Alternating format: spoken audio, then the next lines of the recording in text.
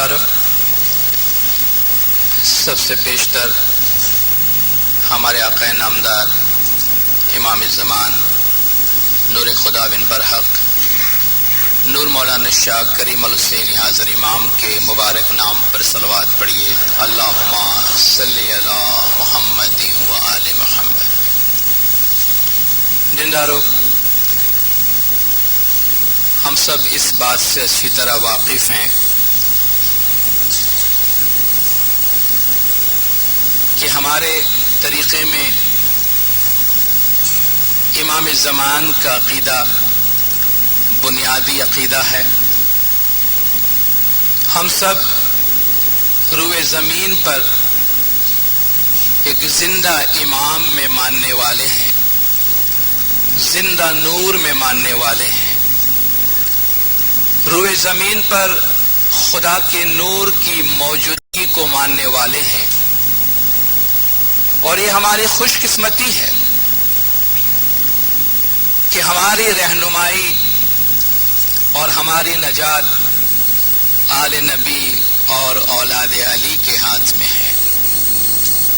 ہم روئے زمین پر اپنی زندگی میں مولا مرتضی علی مشکل کشا کے نور کے قریب ہیں، اور ہماری ظاہری اور باطنی دونوں زندگیوں پر زمانے کے امام کی حکمرانی ہے۔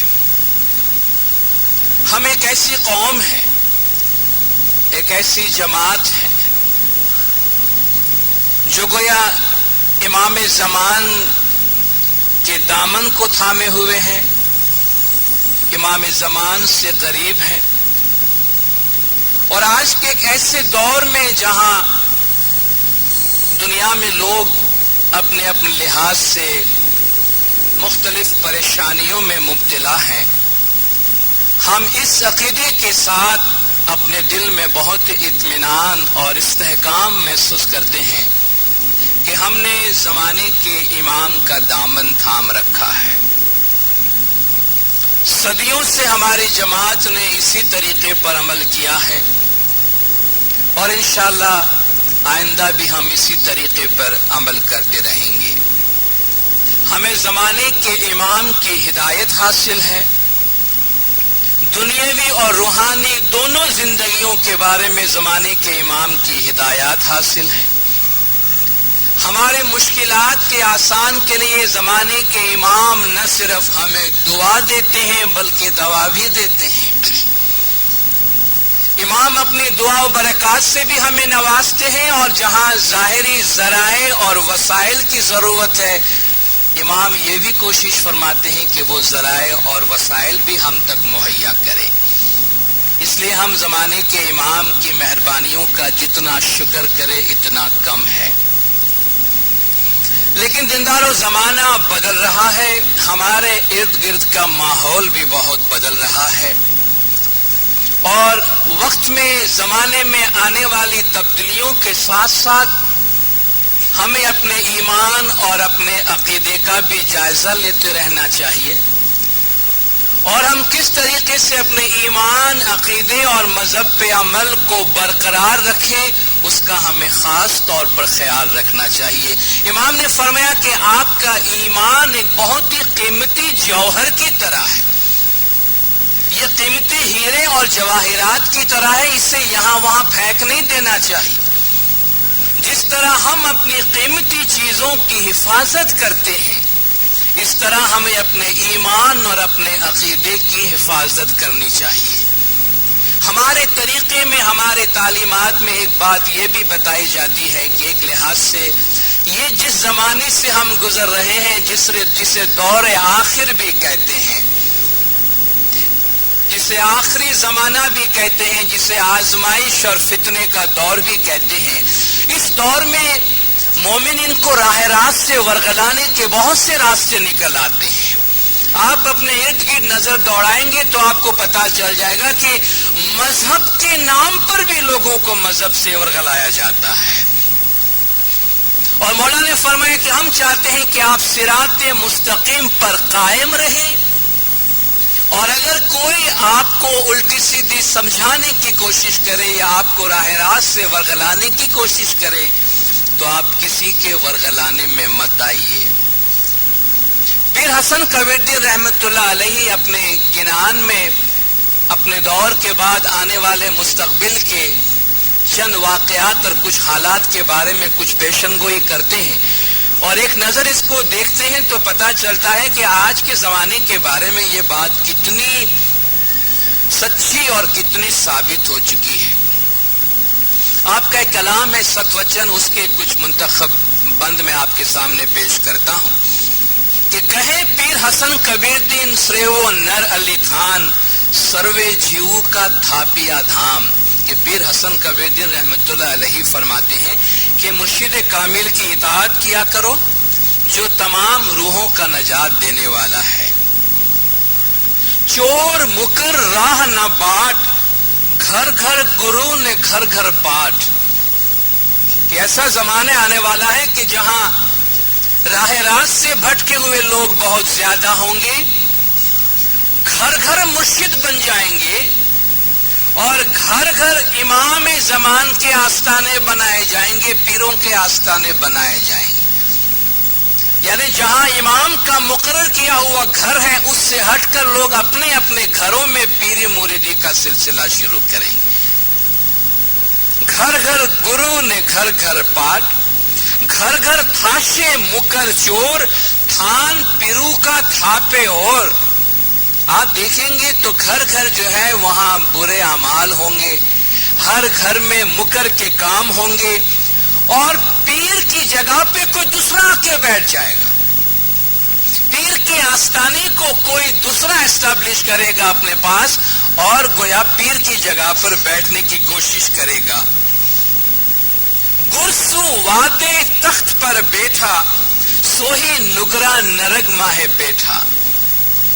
وہ لوگ جو مرشد کامل سے لڑ چکے ہیں یا ان کی مخالفت کرتے ہیں، وہ جا کے تخت پر بیٹھ جائیں گے، اور پھر ایسے لوگوں کا ٹھکانہ سوائے جہنم، آتش جہنم کے اور کیا ہوگا؟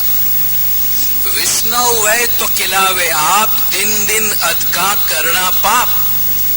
ویسے تو وہ اپنے آپ کو بہت بڑا کھلائیں گے، ممکن ہے زمین پر وہ اپنے آپ کے خدا ہونے کا دعویٰ کرے، مگر آپ ان کے عمل کو دیکھیں گے، ان کے اعمال کو دیکھیں گے تو گویا ایسا لگے گا کہ ہر روز ان کے پاپ میں اور ان کے گناہوں میں اضافہ ہوتا جاتا ہے۔ گھر گھر ملا نے گھر گھر قاضی، کور کپٹ کی رچے بازی۔ گھر گھر ملا نظر آئیں گے، گھر گھر قاضی نظر آئیں گے، اور وہاں دیکھیں گے تو بس جھوٹ اور فریب کاری کے کام ہو رہے ہوں گے۔ ہمارا زمانہ جس طرح میں نے عرض کیا بدل رہا ہے۔ پہلے جس طرح ہم ایک ایسی جماعت میں محدود تھے جن کا کام، جن کا واسطہ صرف اپنی جماعت سے ہی پڑتا تھا، باہر کسی سے واسطہ نہیں پڑتا تھا، اب حالات ایسے نہیں رہے ہیں۔ ہمیں بہت زیادہ اپنے جماعت سے باہر بھی لوگوں سے واسطہ پڑ رہا ہے، اور ہمیں ان سے کام کرنے کی ضرورت پڑ رہی ہے، اور دوسروں کے ساتھ ہمارے انٹریکشن کی وجہ سے ایک نقصان یہ بھی ہو رہا ہے، جہاں بہت سے فائدے بھی ہو رہے ہیں وہاں یہ نقصان بھی ہو رہا ہے کہ اب کوئی بھی ہمارا ہاتھ پکڑ کر، ہمارا بازو پکڑ کر ہمیں کہیں بھی کھینچ کے لے جاتا ہے، اور ہم اس تک نہیں کرتے، پوچھتے بھی نہیں ہیں، سوچتے بھی نہیں ہیں، سوال بھی نہیں کرتے اپنے آپ سے کہ یہ ہم کیا کر رہے ہیں، کہاں جا رہے ہیں۔ صدیوں سے ہمارا طریقہ کیا رہا ہے، ہمارے آباء و اجداد کا طریقہ کیا رہا ہے، ہمیں ہمارے طریقے میں، ہمارے تعلیمات میں کیا کہا گیا ہے؟ توسلوا عند المصائب بمولاکم الحاضر الموجود شاہ کریم الحسینی۔ مشکلات کے وقت اپنے حاضر اور موجود امام زمان شاہ کریم الحسینی صلوات اللہ علیہ کا وسیلہ تلاش کرو، ان کا دامن پکڑو اور ان کے قریب آؤ۔ ہم مشکل کشا کے گھرانے سے تعلق رکھتے ہیں۔ آل نبی اولاد علی ہمارے درمیان میں آ کر ہمیں فرماتے ہیں کہ ہمارے پیارے روحانی بچوں، مولا مشکل کشا کی زبان سے نکلنے والے یہ الفاظ جو ہمیں امام کے نورانی اور باطنی گھرانے میں شامل کرتا ہے، اس کے بعد جو نور پرست ہے، نور کے گھر میں رہتا ہے، نور سے زندہ سے جس کا تعلق ہے، وہ کبھی کسی مردے کی طرف یا کسی قبر کی طرف جانے کی ضرورت کبھی محسوس نہیں کرتا، بلکہ یہ تو حیرت کی بات ہوتی ہے کہ ایسا کیسے ہو سکتا ہے کہ زندہ نور کو ماننے والا اپنی حاجت روائی کے لیے کسی مردے کی طرف رجوع کرتا ہے یا کسی ایسے شخص کی طرف رجوع کرتا ہے جو خود بھٹکا ہوا ہے۔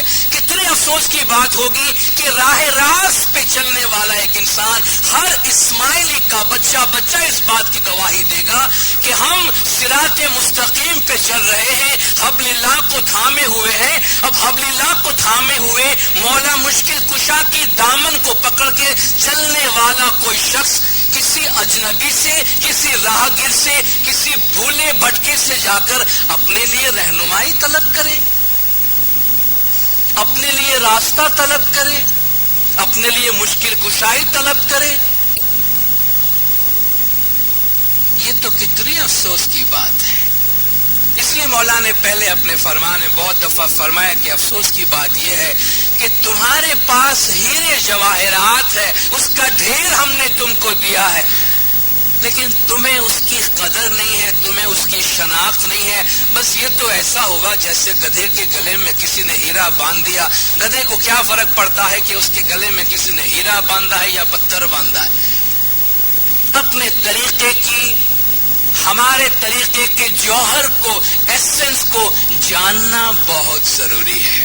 تو فرماتے ہیں گھر گھر ملا نے گھر گھر کاجی، کر کپٹ کی رچے باجی، گھر گھر دراچاری ایسی ہوئی، ست کی راہ پر نہ چالے کوئی، گھر گھر ایسے غلط کام ہوں گے، سچے راہ کے اوپر کوئی بھی نہیں چلے گا، ٹوڑا ٹامن گھر گھر ہوئی، گنان وچاری نہ چالے کوئی۔ گھر گھر میں آپ جا کے دیکھو تو لوگ دورے دھاگے اور تعویذ گندے اور کالا جادو اور بلیک میجک نہ معلوم کس کس قسم کی باتیں کر رہے ہیں اور کن کن قسم کی باتوں میں وہ انوالو ہو رہے ہیں۔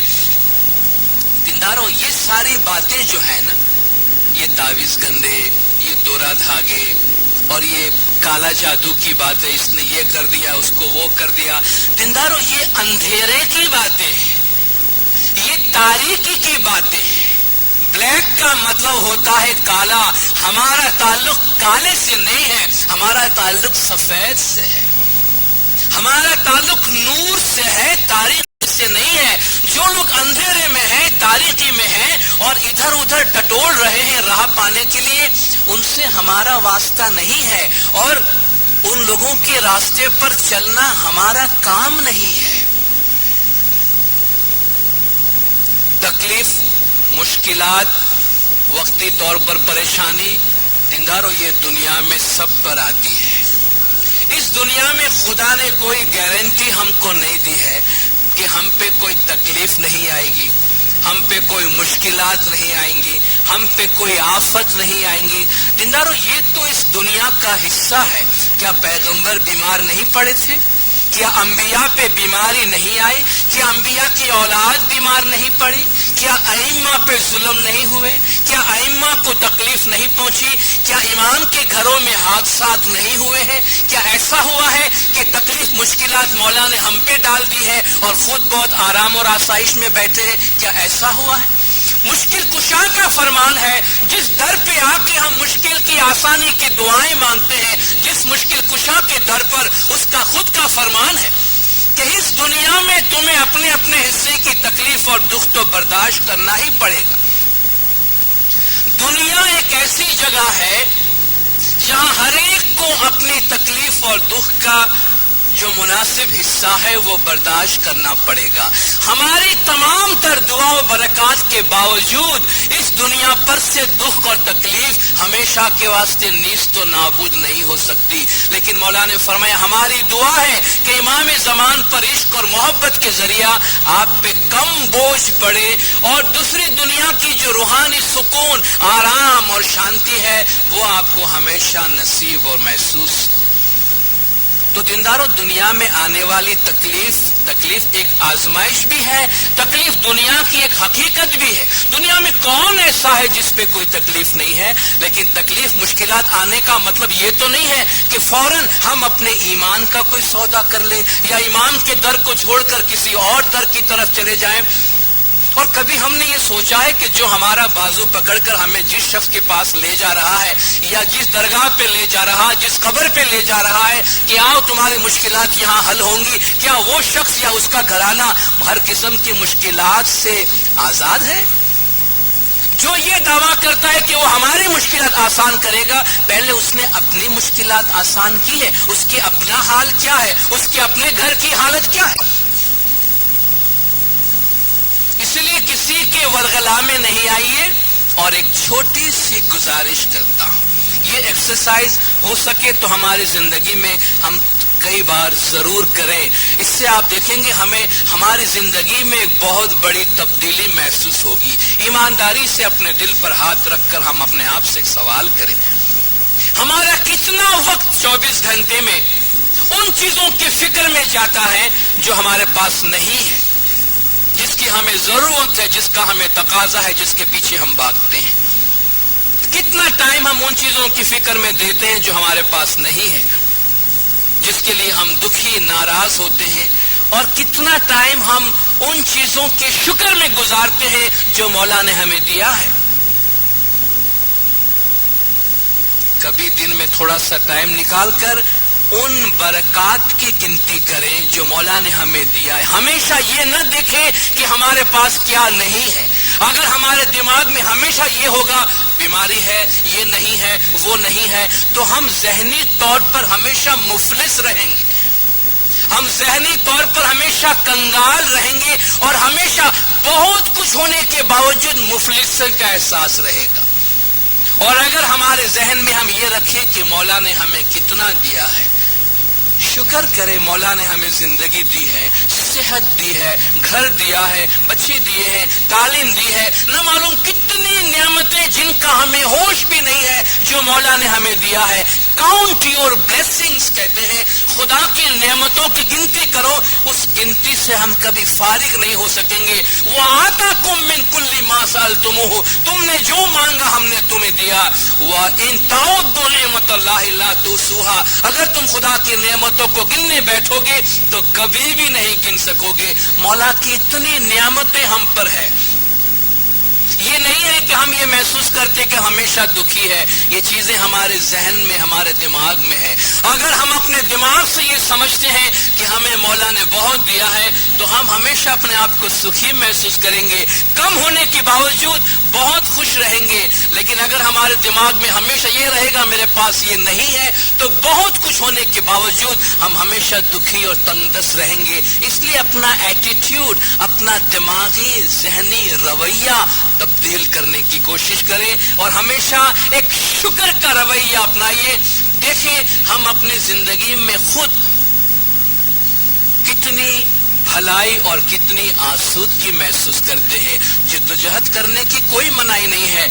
مولا بھی انکریج کرتے ہیں کہ ہم اپنی دنیاوی روحانی حالت کو بہتر سے بہتر بناتے جائیں، مگر صرف دنیاوی چیزوں کی طمع اور ان کے پیچھے دوڑنا یہ ہماری زندگی کا مقصد نہیں ہونا چاہیے۔ تو اگر ہم تکالیف، مشکلات یا چھوٹی چھوٹی تکلیف پر پریشان ہو جائیں گے اور گویا ایک گارنٹی کے ساتھ مولا کے گھر پہ آئیں گے کہ میں اسماعیلی ہوں، مجھ پہ کوئی تکلیف نہیں ہونی چاہیے، دلداروں دنیا کا کوئی بھی مذہب اس بات کی گارنٹی نہیں دیتا ہے۔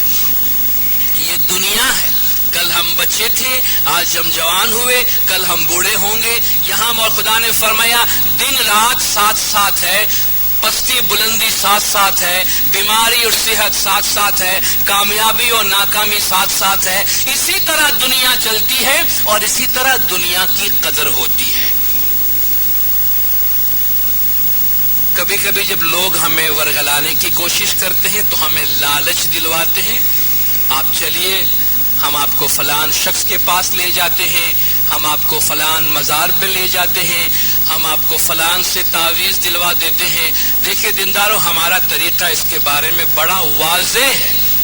ایمان کی ہدایات بھی بہت واضح ہیں اور وہ ہدایات بڑی واضح طور پہ جماعتوں میں وقتاً فوقتاً پہنچائی جاتی ہے۔ اس کے بعد ہمارا ایمان ہمارے ہاتھ میں ہے اور اپنے ایمان کا فیصلہ کرنا ہمارے ہاتھ میں ہے، پھر ہم اپنے اعمال کے خود ہی ذمہ دار ہوں گے۔ 1920 میں مولا کا یہ فرمان کراچی کا ہے، مجھے یاد ہے چند سال پہلے اسی جماعت خانے میں یہ فرمان میں آپ کے سامنے پیش کر چکا ہوں۔ مولا فرماتے ہیں کہ اس وقت جو فرمان ہم آپ کو فرماتے ہیں وہ غور سے سنیے۔ جو حیدر شاہ کی کوٹھی ہے، اس وقت خارا در میں کوئی کوٹھی تھی جہاں جا کر لوگ منتیں مانا کرتے تھے۔ جو حیدر شاہ کی کوٹھی ہے وہاں دیا جلایا جاتا ہے اور کئی لوگ وہاں جا کر منتیں مانتے ہیں، دیا جلاتے ہیں اور منتیں مانتے ہیں۔ یہ بالکل اچھا نہیں ہے، یہ بہت ہی گناہ کا کام ہے۔ اس جگہ پر پیر نہیں ہے اور پیر کی قبر بھی نہیں ہے۔ اگر پیر کی قبر ہو تب بھی اسماعیلی مذہب میں بالکل رواج نہیں ہے۔ یہ تو اسماعیلی پیر کی بات ہوتی ہے، ہمارے مقدس پیر آپ دیکھیں امام اپنے درگاہ پر بھی کسی کو آنے کی حوصلہ افزائی نہیں کرتے ہیں، کیونکہ نور پرست ہے۔ کہتے ہیں جماعت خانے میں آئے تم امام کے نور سے قریب رہو گے۔ تو فرماتے ہیں کہ یہاں پیر نہیں ہے، پیر کی قبر ہو تب بھی اسماعیلی مذہب میں اس کا رواج نہیں ہے، لیکن اگر قبر ہو تب بھی ایک بات ہے کہ وہ یادی رکھتے ہیں، لیکن وہ بھی نہیں ہے۔ اسماعیلی مذہب میں قبر ہو تب بھی بالکل واجب نہیں، وہ بت خانہ ہے، بت خانہ ہے۔ تو کیا ہم یہ نور کا گھر، روشنی کا گھر چھوڑ کر کسی کے ورغلانے پر بت خانے میں جائیں گے اور بت پرست بنیں گے؟ جو مٹی میں دفن ہو کر مٹی بن گیا ہے ان کے پاس ہم حاجت روائی کے لیے جاتے ہیں، اور جو زندہ نور دنیا میں موجود ہے، جس کا نام مشکل کشا اور جس کی مشکل کشائی دنیا میں مشہور ہے، ہم اس سے روگردانی کرنا چاہتے ہیں۔ فیصلہ ہمارا ہے، ہمارے ہاتھ میں ہے، مگر کہتے ہیں کہ جو کھرا اور کھوٹا ہے کم سے کم اس کو پرکھنے کی کوشش تو کرو، دونوں چیز ہاتھ میں لے کر دیکھو تو صحیح بھائی، اس میں ہیرا کیا ہے اور پتھر کیا ہے، ان دونوں میں فرق تو کر کے دیکھو۔ امام ہمیں بلندی کی طرف لے جاتے ہیں، اس راستے پر جانا ہے۔ یا اولیاءہم الطاغوت یخرجونہم من النور الی الظلمات، جو انہیں اندھیروں سے روشنی سے اندھیرے کی طرف لے جاتے ہیں، ان کی پیروی کرنی ہے۔ یہ بت خانہ ہے، اس لیے وہاں دیا نہ جلایا جائے۔ اس طرح کی ہزاروں کوٹھیاں ہوں گی، اس میں کیا فائدہ؟ یہ بالکل نقصان دہ ہے، اس لیے ہم منع فرماتے ہیں۔ اور جب امام منع فرماتے ہیں کہ ہمارے طریقے میں کسی قسم کی کوئی منت وغیرہ نہیں، کسی قسم کی مزاروں پہ جانے اور وہاں جا کر مانگنے، یہ جہالت کا دور تھا جس سے امام نکال کر ہمیں علم، روشنی اور ترقی کے دور میں لے آئے ہیں۔ پھر سے مڑ کے ایام جاہلیہ کی طرف، جاہلیت کے اس دور کی طرف مڑ کر جانے کی ضرورت نہیں ہے۔ افریقہ میں مولا کا ایک فرمان، ایک شخص نے آ کر امام سے گزارش کی کہ میں نے بہت سی منتیں مانی ہوئی ہے، اس کو بخش دے۔ تو مولا فرماتے ہیں اس دفعہ چھانٹا دے کر بخش دیتے ہیں، اس دفعہ چھانٹا دے کر بخش دیتے ہیں، مگر مستقبل میں اور کسی بھی وقت کسی کی منت نہیں ماننا۔ یہ فرمان ہم سب کے لیے فرماتے ہیں، سب سے مراد سب ہے، ساری دنیا کے لیے امام نے فرمایا۔ یہ فرمان ہم سب کے لیے فرماتے ہیں، اس لیے جماعت خانے کے علاوہ کسی کی منت نہیں ماننا، یعنی جو کچھ بھی تمہیں کرنا ہے جماعت خانے میں آ کر کرو، باہر کسی کی کوئی منت نہیں ہونی چاہیے۔ اور اگر کسی کوئی منت ہے، پہلے بھی آپ سے گزارش کی ہے، مکھیانی کامڑیانی کے پاس جائیے، اپنے منتیں بخشوائیے، اپنے آپ کو آزاد کیجیے۔ امام زمان ہمیں ہمارا دین آسان سے آسان کر کے دیتے ہیں، ہم خامخواہ اس کو مشکل سے مشکل بناتے ہیں۔ مولا نے ایک اور مقام پر فرمایا کہ دوسرے دین والوں سے تعویذ لے کر کبھی بھی اپنے پاس مت رکھنا، جن کا چہرہ دیکھنا واجب نہیں، ایسے دین دین سے پھرے ہوئے لوگوں سے تعویذ لے کر گلے میں ڈالتے ہیں اور ان پر اعتقاد رکھتے ہیں، اس سے آپ کے ایمان میں بڑی سستی پیدا ہوگی۔ اس طرح کریں گے تو یوں سمجھا جائے گا کہ آپ دو شخص کی اولاد ہوئے، کیونکہ ایک تو پہلے ہی امام کو اپنا ماں باپ مان چکے ہیں، پھر اور کتنے کو جا کر اپنا مرشد بنائیں گے؟ بیعت دے کر اپنا سب کچھ مولا کے حوالے کر چکے ہیں۔ آپ دوسروں سے تعویذ لیں گے تو ہمارے دیے ہوئے تعویذ آپ کو کوئی کام نہیں آئیں گے اور آپ کبھی بھی روشنی نہیں دیکھ سکیں گے، آپ کے دل میں اندھیرا پیدا ہوگا۔ اگر آپ ایمان پر یقین نہ رکھیں اور ادھر ادھر دوڑیں، وہ بے ایمانی ہے۔ 7 جگہوں پر پیر رکھنے سے کیا فائدہ؟ یہاں وہاں دوڑنے والے اگر کبھی ہمارے نزدیک بھی ہوں تب بھی وہ ہم سے بہت دور ہیں۔ ایسے لوگ یہاں آئے تب بھی انہیں شک رہتا ہے، دوسری جگہ پر جائے وہاں بھی انہیں شک رہتا ہے۔ ایسے شخص کا ایمان کبھی بھی ایک جگہ قائم نہیں رہتا، اس لیے ہمیں اس کا دل ہمیشہ شک میں بھرا ہوا رہتا ہے۔ آپ اپنا ایمان مضبوط رکھیں، کوئی شخص آپ کو الٹی سیدھی سمجھائے تو اس کی باتیں کبھی بھی قبول نہ کریں۔ ہمارا طریقہ، ہمارا دین بالکل صاف، واضح، سیدھا راستہ ہے۔ زندہ امام موجود ہے جس کا ہاتھ ہم نے تھاما ہے، دامن تھاما ہے، اس کی پیروی پر چلیں۔ ادھر ادھر لوگ ہمیں آواز دیں گے، ورغلائیں گے، وہ تو جیسے لوگ باتیں کرتے رہتے ہیں، آوازیں آتی رہتی ہیں، سنی انسنی کرتے ہوئے صراط مستقیم پر چلتے جائیں۔ جماعت نے خاموشی سے سنا، محکمہ صاحبان نے آپ کے سامنے بولنے کا موقع دیا، آپ جماعت کا بہت بہت شکریہ۔ خدا بنو مولانا شیخ کریم الحسینی حاضر امام ہم سب کو صراط مستقیم پر مضبوطی سے قائم رکھے، مولا کا جماعت کے تمام گناہ معاف کرے، سب کی نیک امیدیں پوری کرے، آخری دم تک ایمان سلامت رکھے، سکھی سلامت و آباد رکھے، دیدار نصیب کرے۔ صلوات پڑھے دلدار، اللہم صلی علی